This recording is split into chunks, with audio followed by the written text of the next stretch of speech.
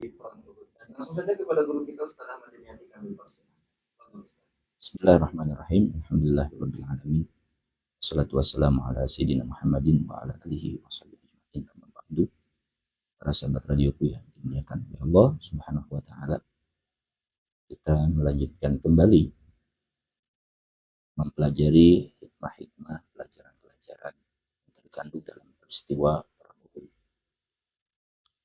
Pada sebelumnya kita belajar bagaimana iman dan cinta menjadi pendorong yang luar biasa sehingga terkadang sulit dinalar oleh manusia ketika seorang berbuat dengan dorongan cinta dan iman. Itu yang membuat seorang anak muda, bahkan bukan muda tapi masih usia di bawah 15 tahun, dua sahabat yang masih usia belia, Samurah ibn Jundab dan Rafi' ibn Khadij, dua anak yang usianya di bawah 15 tahun, meminta izin kepada Nabi agar ikut serta berperang dalam perang Uhud.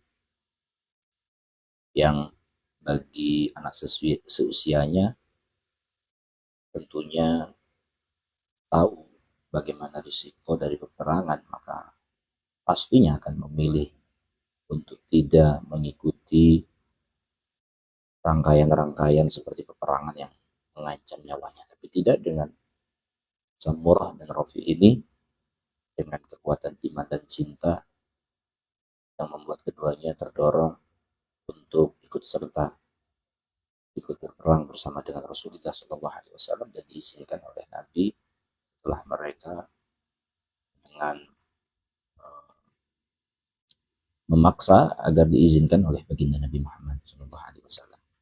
Lalu kemudian poin yang bisa kita pelajari dari peristiwa perang Uhud adalah bagaimana Nabi mengatur, memanage pasukan ya, yang dipimpin oleh Rasulullah Shallallahu Alaihi Wasallam. Beliau mengatur barisan para sahabat, para prajurit dari sahabat. Kemudian juga beliau mengatur siapa yang bagian melindungi, siapa yang menyerang. Lalu kemudian Nabi juga mengatur agar ada, ini termasuk strategi, menyuruh ada 50 para pemanah untuk berada di atas gunung Uhud dan berpesan agar jangan sampai meninggalkan tempat tersebut apapun yang terjadi, kecuali kalau sudah dapat perintah, sudah dapat izin, ada komando. Nah, apapun yang menimpa pasukan yang ada di bawah, Nabi berpesan agar tidak meninggalkan tempat tersebut kecuali dapat perintah dari Nabi. Tapi kemudian banyak yang tidak mendengarkan pesan Nabi itu dan beberapa dari mereka turun sebelum dapat komando dari Nabi, yang itu kemudian salah satu yang menyebabkan terjadinya kekalahan. Nah, kehebatan Rasulullah di dalam memanage pasukan berperang dengan strategi-strateginya, tentu ini adalah merupakan wahyu dari Allah yang sudah Allah siapkan. Nabi terlahir menjadi seorang sosok yang cerdas, yang jenius, sehingga mampu melahirkan ide-ide brilian walaupun tidak pernah belajar strategi perang, tidak pernah duduk di bangku sekolah yang diajari strategi-strategi perang. Tapi karena sudah dibekali oleh Allah kecerdasan yang di atas rata-rata, diberikan kejeniusan, sehingga mampu membuat ide-ide di dalam mengatur peperangan tersebut dengan sangat profesional. Yang itu adalah dibalik daripada kenabian dan risalah baginda Nabi Muhammad SAW. Karena seorang nabi harus seorang yang punya sifat patonah, cerdas, harus seorang yang jenius. Sehingga bekal itulah yang membuat kemudian Rasulullah mampu memanage pasukannya dengan baik. Seandainya para sahabat mengikuti instruksi dari Rasulullah Shallallahu Alaihi Wasallam, tentu tidak akan mengalami kekalahan. Nah, namun tentu semua yang terjadi ada hikmahnya, ya, kenapa harus terjadi seperti itu. Dan kita bisa perhatikan bagaimana Nabi berpesan, memberikan komando dengan sangat teliti. Siapa yang harus berada di sini, siapa pasukan yang di sini, siapa pasukan yang memanah, siapa yang di atas. Satu persatu Rasulullah memberikan instruksi agar mereka tidak meninggalkan tugasnya, harus berpegangan dengan tugasnya. Tentunya Nabi dengan firasatnya sebagai seorang Nabi diberikan firasah yang kuat di dalam hatinya akan bahaya yang akan terjadi. Oleh karena itu Nabi memberikan pesan dengan tegas agar semua pasukan mengikuti instruksi dari baginda Nabi Muhammad SAW. Jangan sampai, Nabi sudah memberikan pesan, hati-hati, jangan sampai kemudian gara-gara ghanimah, gara-gara harta rampasan kalian meninggalkan tugasnya. Nabi sudah berpesan seperti itu. Artinya apa? Nabi sudah berfirasat. Kalau sampai pasukan ini tergoda meninggalkan pos-posnya untuk berebut harta rampasan, sementara dia tidak berjaga, dilindungi, ini akan mengakibatkan kekalahan yang fatal. Nah, makanya kemudian Rasulullah SAW memberikan pesan dengan tegas kepada setiap pasukan-pasukan yang ditugaskan secara khusus. Akan tetapi akibat karena tadi jiwa yang tergoda ya oleh keinginan harta, karena ada harta-harta ghanimah, harta rampasan, sehingga banyak beberapa dari pasukan ini tidak berpegang seperti perintah Rasulullah SAW, sehingga mengakibatkan sebab yang negatif. Hasilnya menjadi negatif, yaitu yang tadinya asalnya sudah menang, tapi karena ada perintah Nabi yang dilanggar, perintah Nabi yang tidak dijalankan, instruksi Nabi yang tidak didengarkan, mengakibatkan kemudian kaum muslimin yang tadinya mendapatkan kemenangan menjadi kalah. Nah, kan tetapi kekalahan ini menjadi hikmah tersendiri bagi kita, bahwa siapa yang melanggar perintah Nabi, tidak mengikuti instruksi Nabi, maka akan berujung kerusakan, kehancuran, akan berujung kerugian, akan berujung suatu yang negatif. Seandainya kalau perang Uhud itu diberikan kemenangan, maka nanti akan orang menduga, oh, tidak mendengar ucapan Nabi juga nggak masalah. Oh, buktinya para sahabat ketika tidak mengikuti instruksi Nabi, oh tetap menang juga. Nggak ada akibat buruknya, tidak ada akibat negatifnya. Akan berpikir demikian. Tapi dengan kekalahan Uhud itu kemudian orang berpikir, mereka akan menyimpulkan, oh, kekalahan ini akibat karena tidak mendengar instruksi Nabi. Karena perintah Nabi tidak diindahkan. Sehingga mengakibatkan kekalahan. Maka dari itu, apapun perintah Nabi, kalau kita tidak mengindahkannya, instruksi Nabi kita tidak ikuti, perintah Nabi kita tidak laksanakan, maka akan berakibat hal yang buruk, akan berujung sesuatu yang negatif, bagaimana yang terjadi saat perang Uhud. Sehingga ini menjadi pembelajaran yang sangat berharga bagi kita semuanya. Kalau ingin selamat, maka ikuti petunjuk dari Nabi, instruksi dari Nabi, arahan dari Nabi. Kalau kita berani melawan instruksi Nabi, kalau kita berani melawan perintah Nabi, tidak mendengarkan perintah dan instruksi dari Nabi, petunjuk dari Nabi, maka akan berakibat sesuatu yang buruk kepada kita semua. Karena Rasul itu adalah manusia yang dapat wahyu dari Allah, sehingga selalu apa yang disampaikannya merupakan pesan dari Allah.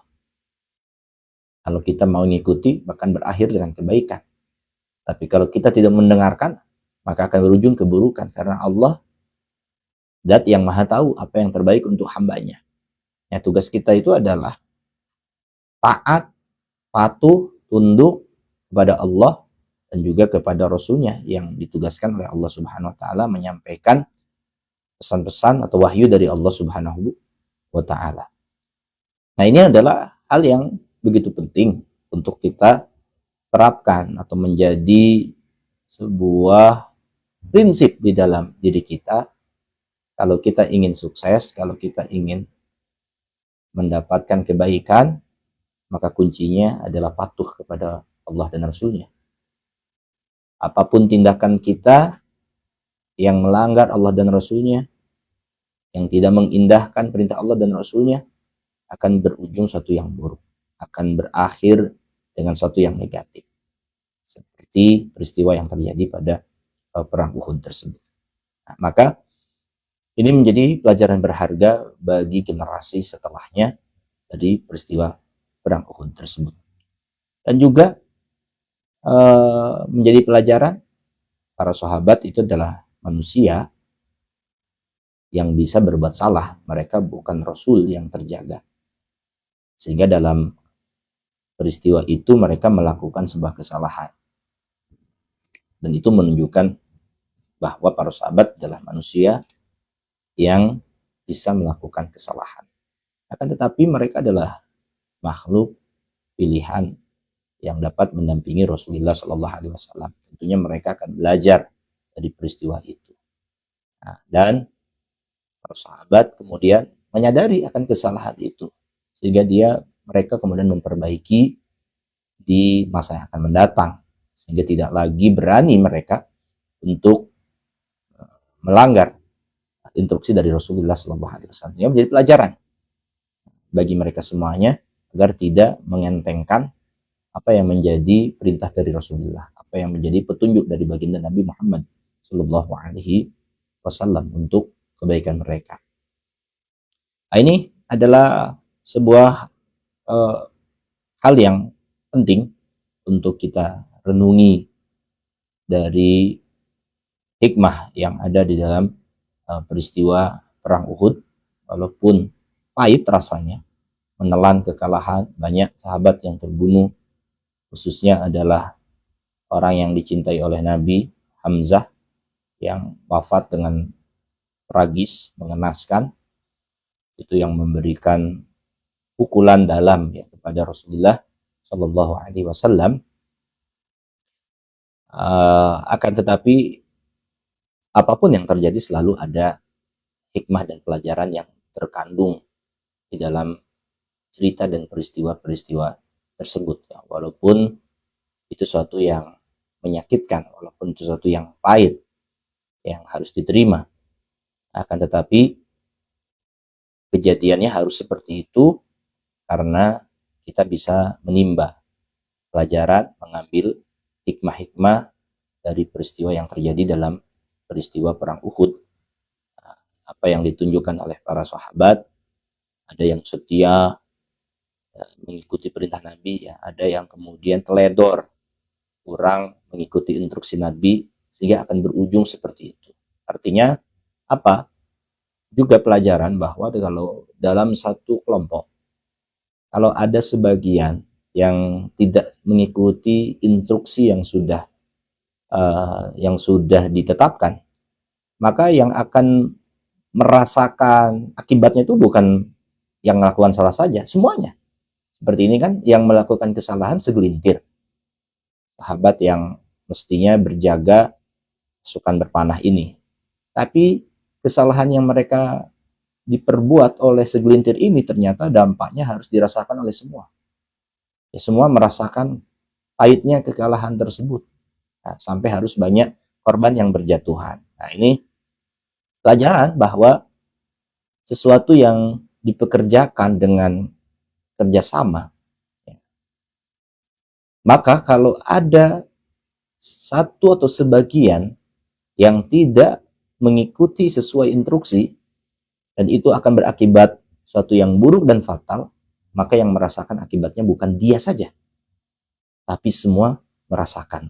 akibat dari itu. Semuanya ikut menanggung kesalahan yang dibuat oleh individu tersebut. Nah, ini penting sekali, makanya jangan menjadi egois.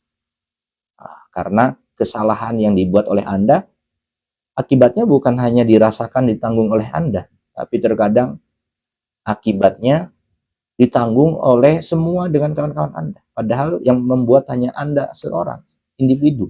Nah, ini sama yang terjadi dalam peristiwa perang Uhud ini. Kesalahan yang dilakukan oleh sekelompok yang bertugas, tapi akibatnya ditanggung oleh bersama. Pahitnya ditanggung, dirasakan oleh semuanya. Maka hilangkan keegoisan kalau dalam sebuah kerja tim, ya, kerja tim seperti main bola misalkan. Kalau ada satu orang yang ego pengen masukkan bolanya sehingga nggak ngoper temannya yang lebih punya ruang yang kosong, tapi dia paksakan, akhirnya karena memaksakan tidak masuk, maka yang merasakan itu kan kekalahan adalah satu tim, adalah yang dibuat oleh satu orang. Jadi kalau kerja kelompok itu harus bekerja sama, tidak boleh ada keegoisan karena kesalahan yang dibuat oleh seorang, tapi akibatnya bisa dirasakan oleh satu tim itu sendiri. Nah, ini mudah-mudahan kita bisa mengambil pelajaran penting dari peristiwa perang Uhud tersebut. Sebuah tindakan yang kita tidak ikuti instruksi dari Allah dan Rasulnya, petunjuk dan Allah dan Rasulnya, pasti akan berujung sesuatu yang merugikan kita semua.